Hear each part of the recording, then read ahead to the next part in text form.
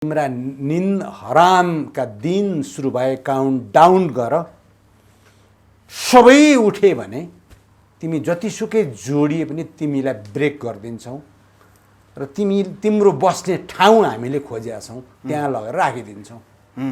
तिम्रो केही पनि लाग्नेवाला छैन। तिम्रा केही झोले उठ्छन्, तिनी झोले उठ्लान् र यहाँ दुःख देलान् र टार बाल्लान् र फेरि मुलुक डिस्टर्बमा जाला भनेर मैले सेनालाई अपिल गरेको। गरिसक्नु भएको छ? सेनालाई अपिल गरिसकेँ सार्वजनिक रूपबाट। के भन्नुहुन्छ? यसरी मुलुकमा डिस्टर्ब गर्न खोज्ने मान्छेहरूलाई कब्जामा राख। अहिलेसम्म केही गरेन सेनाले? अहिलेसम्म चाहिँ न चाइनामा वार गर्नु पर्यो, पहिला त्यो तिब्बततिरको कुरा छोडिदिउँ, त्यतिखेरको न इन्डियासँग गर्नु पर्यो, न गर्नु छ, हामी गर्दैनौँ। दुईटै मुलुकलाई हामी ब्यालेन्समा राखिदिन्छौँ, यिनीहरूसँग हामी युद्ध गर्दैनौँ। उनीहरू ढुक्क भए हुन्छ, यो भूमि चाहिँ उनीहरूको विरुद्धमा चलाउन पनि दिँदैनौँ। दुईटै कन्ट्री ढुक्क भए हुन्छ। छन् केही डलरवादीहरू, उनीहरूले चाहिँ डिस्टर्ब गर्न खोज्छन्।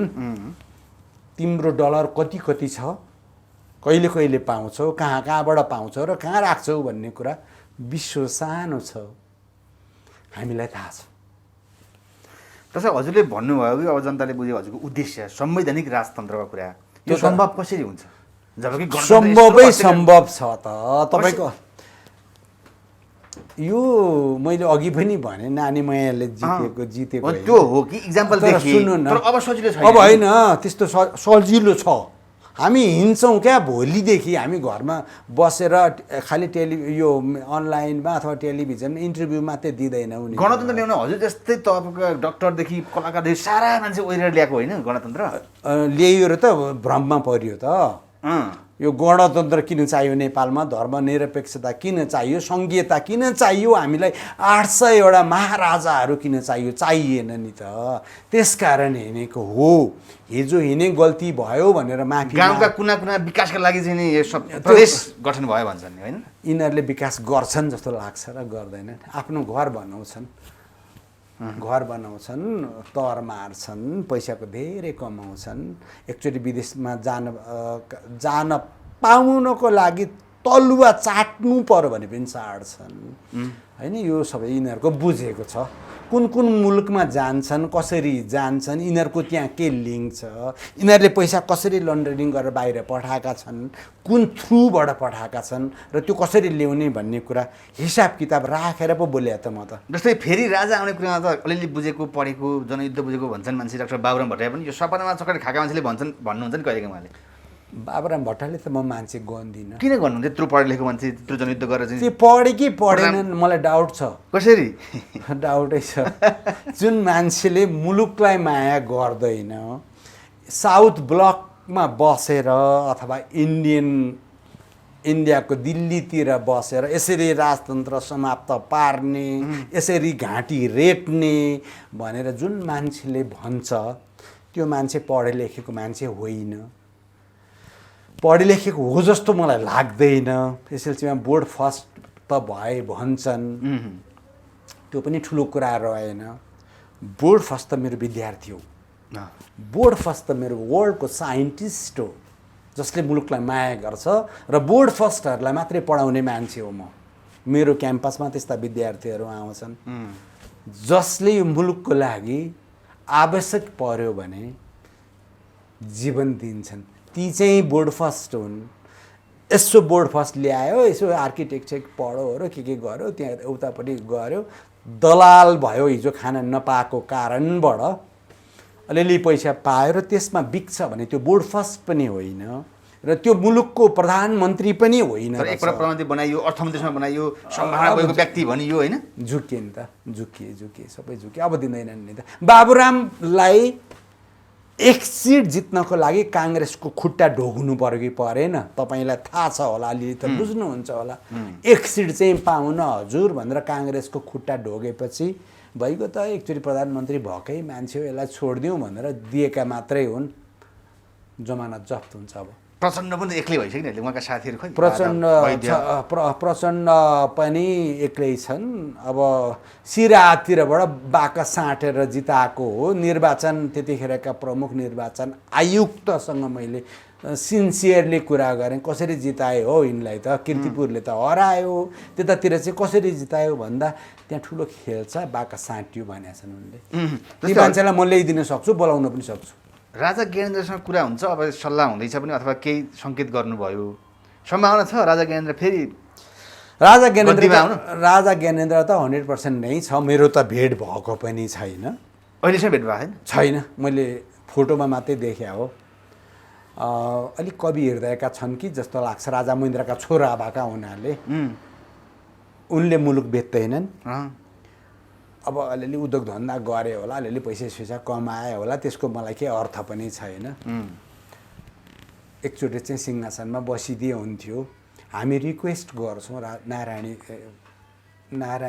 राजदरबारमा गएर रिक्वेस्ट गर्छौँ राजावादी मान्छे हो जस्तै हजुरलाई याद छ होला नि डाक्टर सुरेन्द्र भण्डारी हुनुहुन्छ र उहाँको नेतृत्वमा एउटा नेपालका लागि नेपाली भन्ने पार्टी हामी संवैधानिक राजतन्त्रकै नाममा हिँडेका छौँ भन्नुहुन्छ तर उहाँहरूलाई पत्याएका छैन मान्छेले नेताहरूले भनौँ न नेताहरूले पत्याएका छैन माइती घरमा आएर यसो बोलेर हुन्छ भन्छन् अब मलाई नपत्याएका होलान् अथवा चिन्नुहुन्छ नि हजुरले म चिन्छु र म नेपालका लागि नेपाली पनि हो र बालकृष्ण नेउपानेज्यूलाई पनि चिनेका छैनन् र त्यहाँ भएका को छन् भन्नेलाई चिनेका पनि छैनन् उहाँहरू अहिले चिनाउँदै हिँड्नु पनि भएको छैन र अरू 30वटा अर्गनाइजेसन जोसँग 10-10 हजार छन् म एउटा संस्थाको थिङ्क ट्याङ्क हो चुड्कीका भरमा 10,000 मान्छेहरू त आउँछन् मिलिटेन्ट मान्छेहरू पनि आउँछन् तर त्यहाँ अलिकति कुरो मिलेको छैन क्या उनीहरू चाहिँ संवैधानिक अथवा कार्यकारी राष्ट्र प्रमुखको कुरामा गए म पनि त्यसो हो कि जस्तो लागेको थियो त्यसरी अलिक हुँदो रहेन रहेछ हामीहरूले चाहिँ एक्जिक्युटिभ चाहिँ प्राइम मिनिस्टरलाई मात्रै दिने संवैधानिक चाहिँ राजतन्त्र नै हुनुपर्छ अस्तिको यो शपथकरणको बेजतबाट चाहिँ मेरो पुरै माइन्ड डाइभर्ट भएर शपथमा के बेजत देख्नुभयो त्यस्तो एउटा विदेशी टेलिभिजनमा इन्टरभ्यू दिएको मैले अस्ति इन्टरभ्यू होइन एउटा संवाद कार्यक्रममा भाग लिएको देखेँ यो माइक्रो म्यानेजमेन्टमा लाग्न हुँदैन तपाईँहरू माइक्रो म्यानेजमेन्टमा नलाग्नुहोस् नेपालको सन्दर्भमा तपाईँहरूको माइक्रो म्यानेजमेन्टमा होइन ठुला कुरामा हात हाल्नुहोस् न पोलिसी म्याटरमा हात हाल्नुहोस् न ठुला कुरामा हात हाल्नुहोस् न त्यो जथाभावी किन हुन दिइराख्नुभएको छ तपाईँहरू उहाँको भनाइदियो मलाई आश्चर्य लाग्यो तैपनि आफूलाई देशभक्तै हुँ भनेर हिँडिरहेका छन् माइक्रो म्यानेजमेन्टमा चाहिँ हात नहाल्नुहोस् ठुला कुरामा हात हाल्नुहोस् पोलिसी म्याटरमा हात हाल्नुहोस् अर्को पूर्व प्रधानमन्त्रीजी खुलेआम भन्छन् के हेरेका होलान् हाम्रा लोकतान्त्रिक छिमेकीहरूले मित्रहरूले यस्तो हुँदाखेरि पनि के हेरेका होलान् भने के चाहिँ गरिदिनु पर्ने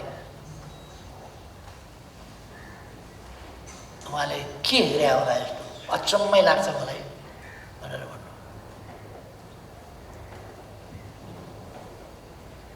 यो फेरि उहाँहरू फलानाको देशभक्ति भनेको चाहिँ नक्कली देशभक्ति हो आडम्बरी देशभक्ति हो यहाँ हो त्यहाँ हो उहाँहरूले महन्त ठाकुरजीलाई प्रधानमन्त्री बनिदिनुहोस् भन्दाखेरि सही हुन्छ उहाँहरूले लखेटेका बेला मैले लखेट्न नसक्ने स्थितिमा महन्तजीहरूलाई साथ लिएँ भने मैले उहाँलाई लिड गरिदिनुहोस् हामीलाई भनेको छैन म तपाईँको पोलिसीका पछाडि जान्छु भनेको छैन अर्को कुरो उहाँहरूसँग कुनै एग्रिमेन्ट पनि गरेको छैन र मैले डेमोक्रेसीका विरुद्ध संविधानका विरुद्ध नेपालमा जस्तो अराजकता ल्याउन खोजिएको छ त्यसको विरुद्ध उहाँहरूको साथ लिएँ त्यो चाहिँ एकदम हुनामी के भइहाल्यो महन्तजीलाई प्रधानमन्त्री हुनुहोस् भनेर डबलीमा बुद्धिजीवीहरू साक्षी राखेर भने होइन टेलिभिजनमा खिचाएको होइन प्रधानमन्त्री भइदिनुहोस् अब उहाँहरूको आक्रोश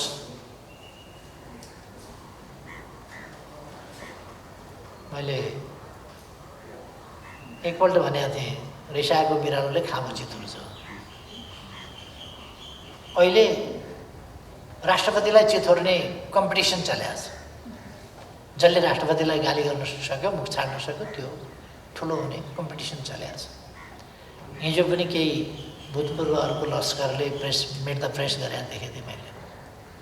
त्यसमा पनि राष्ट्रपतिमाथि, राष्ट्रपतिभन्दा राजै राम्रो भन्नेसम्म उहाँहरू पुग्नुभयो। खैर, कति बेर के बोल्ने र फेरि लोकतन्त्रका दुहाई दिने। राष्ट्रपतिलाई हामीले जे अधिकार दिएका छौँ, राष्ट्रपति त्यसमा सीमित हुनुहुन्छ, त्यसमा सीमित हुनुपर्छ। तर उहाँहरूको सम्बन्धमा मलाई धेरै केही भन्नु छैन। यो आफ्नो आफ्नो कल्चरल लेभलको पनि कुरा होला। र अर्को कुरा के भने यो गणतन्त्रप्रतिको वैरभाव पनि होला भित्री।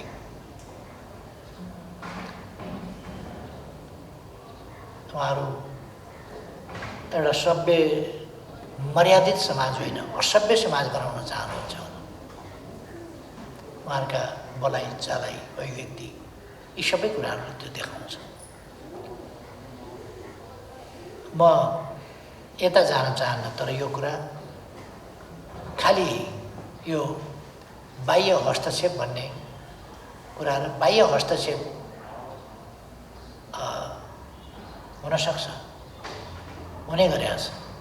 राजनीतिलाई राजनीतिभन्दा राजनीति गर्ने थलो जनतामा पनि राजनीति जान नदिने, पार्लियामेन्टमा पनि राजनीतिको टुङ्गो नगर्ने, राजनीति अन्तै लगेर टुङ्गो गर्ने, राजनीतिको फैसला प्रधानमन्त्री छान्ने ठाउँ पनि अदालतलाई बनाउन खोजेपछि अनि राजनीतिक विषयहरूको टुङ्गो राजनीतिक संस्थाहरूले वा राजनीतिक पार्टीहरूले लगाउनु पर्ने ठाउँमा अदालतबाट राजनीतिको फैसला खोजेपछि अदालतले त संविधान र कानुनको कुरा गर्ने हो, राजनीतिक होइन। अब अदालतबाट त्यो निरूपण गर्न अहिले त एकछिन मजा आउँला। मन्त्रीहरू सब हटाइदिएर प्रधानमन्त्रीलाई काम गर्न अप्ठ्यारो भयो, खुच्चिङ पर्यो। कसैले अघिल्लै दिन घोषणा गरेका थिए, कसरी गरे त्यो पनि एउटा गजबको छ। धादिङमा अघिल्लै दिन भने नियुक्त गरिएका, पछि नियुक्त गरिएका मन्त्रीहरू भोलि अदालतले हटाउँदैछ भन्ने सूचना मैले पाएको छु। अथवा न्याय निष्पक्ष निरूपण भयो कि अरू नै हिसाबले एउटा हल्ला चर्चा छ नि, सेटिङ भन्ने शब्द खुब चल्छ। नत्र भोलिपल्ट कुकुरो हराउनु छ भने अघिल्लै दिन धादिङमा स्याल गरायो, कसरी त्यो हो त? एउटा गम्भीर प्रश्न चाहिँ यस्तो कुरामा हामीहरू एकछिनका लागि खुसी वा दुःखी हुने कुरा होइन, प्रणालीप्रति चिन्तित र सजग हुनुपर्ने कुरा। यो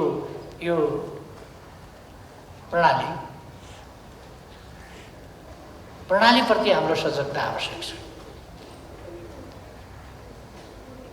हामीले प्रणालीहरू सधैँ अग्नि परीक्षामै हुन्छन्। तिनले प्रणालीले परिणामबाट आफ्नो सहीपना र श्रेष्ठता साबित गर्नै पर्छ, त्यो हो। तर प्रणालीलाई कार्यान्वयनमै जान नदिकन, कार्यान्वयनको प्रारम्भै हुन नदिकन फेरि भत्काउनेतिर लाग्नु, यो खतरनाक विषय हो, खतरनाक कुरा हो। त्यसो भएर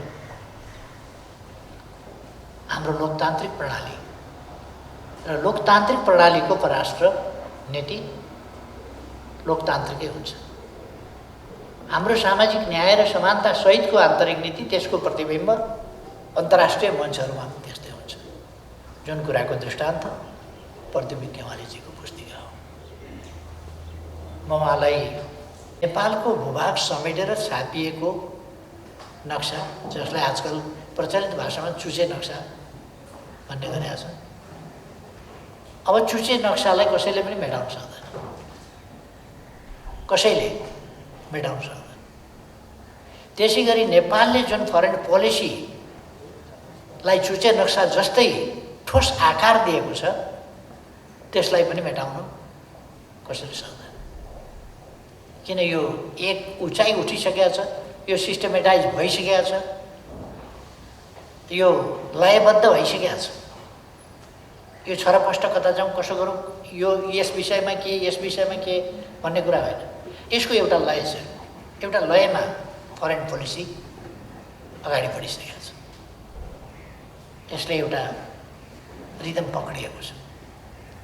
त्यसकारण कतै कन्फ्युजन छैन, हरेक इस्युमा हामी कन्फ्युजनमा छैनौँ, क्ल्यारिटी छ।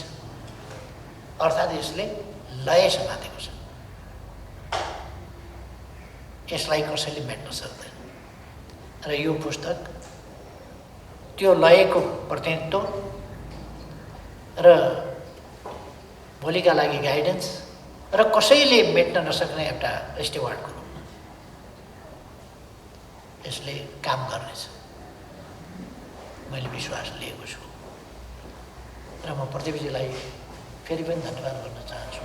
सबै स्वस्थ रहनुहोस्, सुस्वास्थ्यको कामना। राजनीति अलिकति देशको भ्रमपूर्ण ढङ्गले भ्रम फिजाउन खोजिएको छ, त्यसकारण यो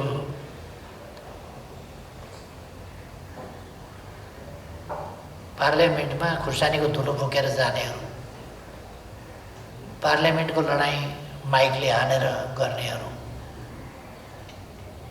यो लडाइँ शान्तिपूर्ण र सत्यको अस्त्रबाटै हामी जित्न सक्छौँ भन्ने मैले विश्वास लिएको छु। त्यसकारण चिन्ता गर्नु पर्दैन भन्ने पनि म साथीहरूलाई आश्वस्त पार्न चाहन्छु। तपाईँलाई थाहा छ र तपाईँका धारणा पनि लेखेर पनि लेखको माध्यमबाट, सम्पादकीयको माध्यमबाट, टिप्पणीको माध्यमबाट हामीले थाहा पाइरहेका छौँ। त्यसका बावजुद पनि तपाईँले हाम्रो मन नजिक ल्याउनलाई, मन मिलाउन, भावना मिलाउनका लागि राष्ट्रको चिन्ताप्रति हाम्रो चिन्ता, दुइटै चिन्ता हुन्छ, त्यो चिन्ताको वारमा एकबद्धताका साथ हामी अगाडि बढ्न सकौँ भन्नका लागि पनि र तपाईँका पनि केही सुझाव सल्लाहहरू छन् भने, केही आफ्नै विचार धारणाहरू पनि छन् भने त्यो सुन्नका लागि हामीले यो अन्तर्क्रियामा उपस्थित भएका छौँ। हामीले धेरै लेखेर पठाइसकेका छौँ, धेरै बोली पनि सकेका छौँ। अहिले पनि सबै जसको नेताहरूको कुराहरू सुनिसक्नु भएको छ। नयाँ मैले थप्नुपर्ने केही पनि छैन। यो देश एउटा गम्भीर सङ्कटमा छ। त्यसकारण यो देशलाई अर्काहरूमा जानबाट दबाउन मैले एउटा स्ट्याटस देखेँ। अब समस्या के छ, अरू सबै पार्टीहरू अब प्रेसिडेन्टजीको अनि विशेष अवस्था छ, पार्टी छ कोण माधवले पाल्ने एउटा पहिचान त छ नि, मैले त्यो पहिचानलाई कसैलाई हटाउनै सक्दैन। ठुलो प्रधानमन्त्री भइसक्यो, देशको नेतै हो, यो नेताहरू पनि नेताबाट कसैले थाम्न पनि सक्दैन है। अब केपी ओलीजीले सदस्यताबाट खानु लाग्छ, त्यसलाई कुनै कौन पुछे यसरी बेला त्यसलाई कुनै महत्त्व राखेको छैन। किनभने देशभन्दा माथि देशको हितका लागि, जनताको हितका लागि, समाजको परिवर्तनका लागि दृढताका साथ अगाडि बढिन्छ। यही उद्देश्यका लागि नै आन्दोलनमा जुटिएको, लोकतन्त्रको आन्दोलनमा, राष्ट्रियताको आन्दोलनमा, गणतन्त्रको आन्दोलनमा र मुलुकलाई विकास र समृद्धिको अभियानमा अगाडि बढाउने आन्दोलनमा जुटिएको। यो आन्दोलन र विशेष पनि बनाउँदै त्यसो गर्नाले यसै सिलसिलामा हाम्रो एकताबद्ध भएको छ। यो मिसनका लागि अरू केही होइन, पदका लागि, अरू कुराहरूका लागि होइन। यो कसरी हाम्रो देशको स्वाधीनताको रक्षा गर्ने, देशको स्वाभिमानको रक्षा गर्ने, राष्ट्रिय हितको रक्षा गर्ने हाम्रो चिन्ता र संस्कार त्यहाँ छ। हामी कोर्स करेक्सन गर्न चाहेका छौँ। केपी ओलीले राइटिस्ट कोर्समा हुनुहुन्छ, हामी त्यसलाई पोजिटिभ डिरेक्सनमा लानु खोजेका छौँ। त्यसमा रहेका समाजमा रहेका सबै सकारात्मक शक्तिहरूसँग हामी हातेमालो गर्दै गर्न चाहन्छौँ। त्यसका बावजुद पनि हामी चाहन्छौँ मानिस हुन्, कहिलेकाहीँ गल्ती हुन्छ। गल्तीलाई स्वीकार गरेर फेरि कोर्स करेक्सन गरेर आउनुहुन्छ भने केपी ओलीजीलाई स्वागतै गर्नुपर्छ है शिवराजजी। कोर्स करेक्सन गरेर म राजीनामा दिन्छु, म ठाउँ छोडिदिन्छु, भइगयो कोर्स होइन, लेफ्ट डेमोक्रेटिक कोर्स लिँदै अहिलेसम्म नेसनलिस्ट कोर्स लिँदै यो देशको परिवर्तनको निम्ति महत्त्वपूर्ण भूमिका खेलेका छन्, तिनीहरूलाई माइनस गरेर बाइपास गरेर अरूसँग गएर साँठगाँठ गरेर हातेमालो गरेर पार लाग्दैन। स्पेन यो चाहिँ पास्ट कोर्स हो, डेड कोर्स हो, स्पेन कोर्स हो। त्यस्ताहरूको फेरि रिभाइभ गरेर मुलुकलाई पछाडि लिएर जाने कसैले सोच बनाएको छ भने यो किमान सम्भव छैन। देशमा गणतन्त्र आएको छ, संघीयता आएको छ, राष्ट्रिय हितप्रति हामी सजग भएका छौँ। राष्ट्रवादी नेपाली जनताको चेतना अझै ज्यादा प्रखर र मुखर भएको छ र समाजवादको यात्रामा हाम्रो जाने सङ्कल्प पनि संविधानले निर्दिष्ट गरिसकेको छ। त्यसो हुनाले हामीले सुशासनको प्रत्याभूति गर्ने हो र यो संविधानको रक्षा पनि गर्ने हो र सही काम गरेर नेपाली जनताको जीवनलाई राम्रो बनाउने। यत्र ठुला समस्याहरू छन्, महामारी छ, कोरोनाको महामारी, बाढी पहिरोको अर्को चपेटा, यसमा जनता कति पिरोलिएका छन्। यस्तो बेलामा भएको संसदलाई विघटन गरेर अनि मुलुकका साधन स्रोतहरू चुनावमा अनि सबै होउने र त्यो चुनाव पनि सम्भव नहुने र एकदम अनिश्चितताको दिशामा यो देशलाई लिएर जान खोज्ने कुराको पछाडि कारण के हो? त्यो कारणहरू केवल अहङ्कार हो, चिन्तनमा रहेको गम्भीर भड्काउ हो। यो चिन्तनमा रहेको भड्काउ सुध्रियोस्। मैले आह्वान पनि गरेको छु, पोजिटिभ दिशामा छ। सिङ्गो आन्दोलनलाई म सकारात्मक दिशामा लिएर जाउँ। त्यसको निम्ति कोर्स करेक्सन गरौँ। यो कोर्स करेक्सन गरौँ। त्रुटि कमजोरी मान्छेबाट हुन्छ, सुधार्नु भयो भने केही छैन। कति कति खत्त नभएका छन् भने कुन ठुलो कुरो हो र के त्यो सम्भव छ? त्यो सम्भव पार्न सक्नुहुन्छ। तपाईँमा त्यो ताकत छ, तपाईँको लेखनीमा त्यो ताकत छ। देश जोगाउने अनिवार तपाईँहरूको, अनिवार हाम्रो, हामी सबै नेपालीहरू। यस हिसाबले हामी सबै हातेमालो गरौँ। यदि भएन